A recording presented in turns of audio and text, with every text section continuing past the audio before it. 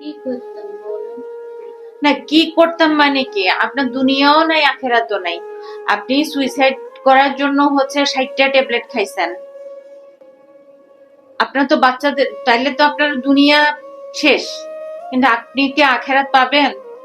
আপনার কখনোই না, জানাজা কি হবে? কখনোই না। বলেন। সবাই কথা।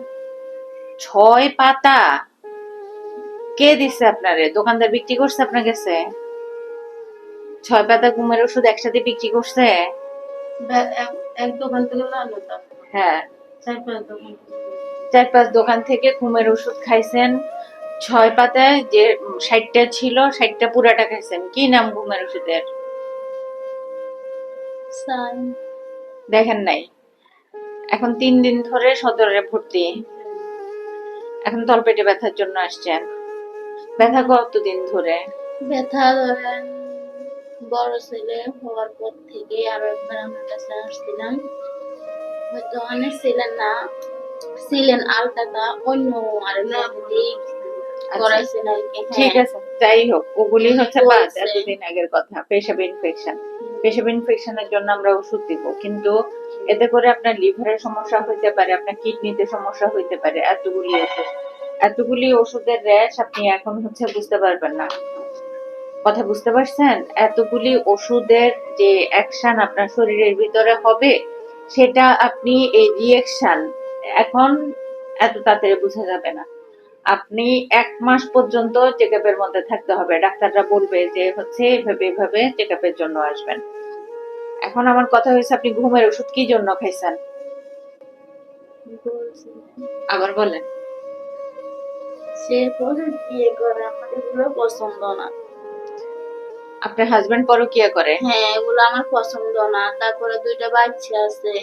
হে অন্য আরেকটা জায়গায় কথা বলতেছে, ওনাকে আশা দিতেছে বিয়ে করবে। ওই মেয়েটারও বিয়ে ভেঙে ফেলছে, কোরআন শপথ করেছে। এগুলো শুনতেছি আর কি। এই কারণে মানে আপনি এগুলা কেমনে জানেন? মেয়েটা আমাকে সবকিছু বলছে। মেয়েটা যেভাবে হোক আমার নাম্বারটা খুঁজে পাইছে, হুম, পাওয়ার পর মানে সবকিছু আমাকে শেয়ার করছে। আচ্ছা, ভালো করছে। এখন মেয়েটার কাছ থেকে আপনি জানছেন, তো আপনি ঘুমের ওষুধ খাইলে কার সুবিধা হবে? কার সুবিধার জন্য আপনি ঘুমের ওষুধ খাইছেন? সেই সুবিধার জন্য। হের সুবিধার জন্য। হুম। তা একটা আমি মানুষকে তিলে তিলে মারাচ্ছে, একত্রে মেরে ফেলাটাই অনেক বেটার। কারণ এর সাথে যদি আমি সুন্দরভাবে কথা বলতে যাই, সে কিন্তু আমাকে এলাও করে না, সুন্দর করে কথা বলে না। মানে কিরকম ভাবে কথা বলতেছে, মানে আমি চাই সুন্দর করে কথা বলতে, সে কিন্তু চাইতেছে না আচ্ছা, আমার সাথে কথা বলতে। তা আপনি, ওই মেয়েটা তো শুনছে যে সে বিবাহিত, হুম। এরপরেও কি সে বিয়ে করতে, আপনার হাজবেন্ড, ওই ওই মেয়েটা আপনার হাজবেন্ডকে বিয়ে করবে? সেটা আমি কেমনে জানি?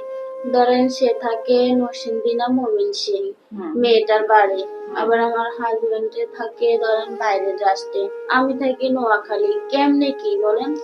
আচ্ছা, আপনাকে আপনি ভালোভাবে কথা বলতে চান, কিন্তু আপনার হাজবেন্ড ভালোভাবে কথা বলে না। না না, আমাকে সময় টোটালে সময় দিতে রাজি নেই।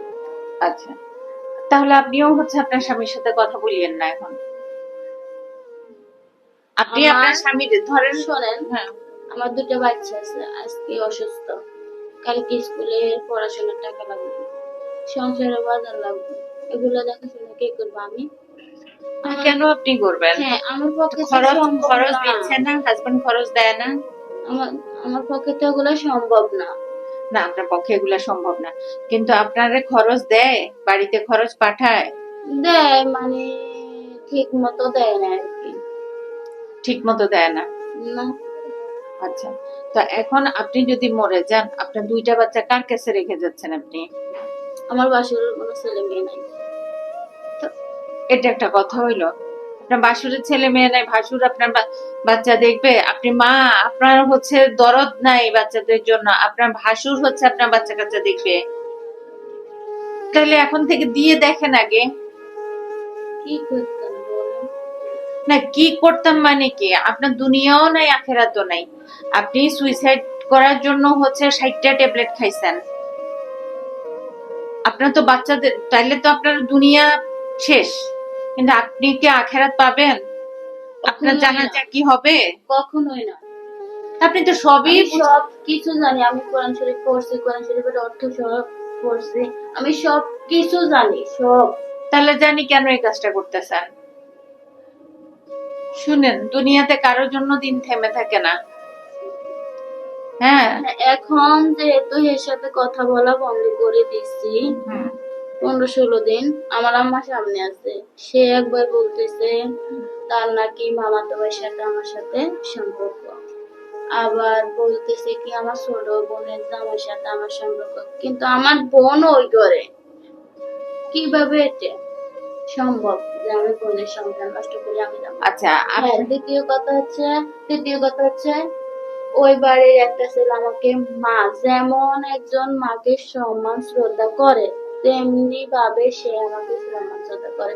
ওই কথাগুলো আমার মার কাছে বলছি যে আমি ওনার সাথে কথা বলি। আচ্ছা, বলিয়েন না আপনার হাজবেন্ড যদি আপনি বলেন যে হ্যাঁ হ্যাঁ, আমাকে টিকটক চালাইতে না করতে, আমি এমনিতে টিকটক চালাই না, ভাইয়া মোবাইলের সম্পর্কে কোনো কিছু বুঝিও না, এর মধ্যে কল আসে কথা বলি, এই এতটুকু। হোয়াটসঅ্যাপ, মেসেঞ্জার, ফেসবুক এগুলো আমি চালাই না, ইউজ করিও না। হঠাৎ করে এমনিতেই মেসেঞ্জার একটা টিকটক একটা চালু করছে আর এখন মানা করছে না, তখন আমি সাথে সাথে এগুলো ডিলিট করে দিচ্ছি।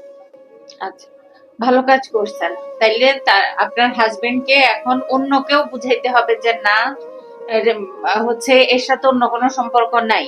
তাহলে আপনি আরেকটা কাজ করতে পারেন। এখন হচ্ছে আপনার মার কাছে বলছে, আপনার মা বলবে আজকে এখন থেকে সে আর ওর ছেলের সাথে কথা বলবে না। তাহলে তো হচ্ছে তোমার কোনো সমস্যা নেই, ঠিক না?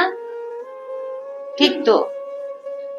এখন স্বামী কথা বলুক আর না বলুক, আপনার যেহেতু হচ্ছে বেগানা পুরুষের সাথে কথা বলার দরকার নাই বিনা কারণে। যদি হ্যাঁ, আপনি বিনা এটুকু ওজরে, না, হ্যাঁ, আপনি যদি হচ্ছে কোনো বেগানা পুরুষের সাথে কথা বলেন বলি তাহলে আপনার গুনাহ হবে। গুনাহ হবে। তাহলে আপনি হচ্ছে ওই ছেলের সাথেও কথা বলা বন্ধ করে দেন। হ্যাঁ ঠিক আছে, আমি কথা বললাম মাঝে মধ্যে, মানে ওরা মানে বাড়িতে হেরা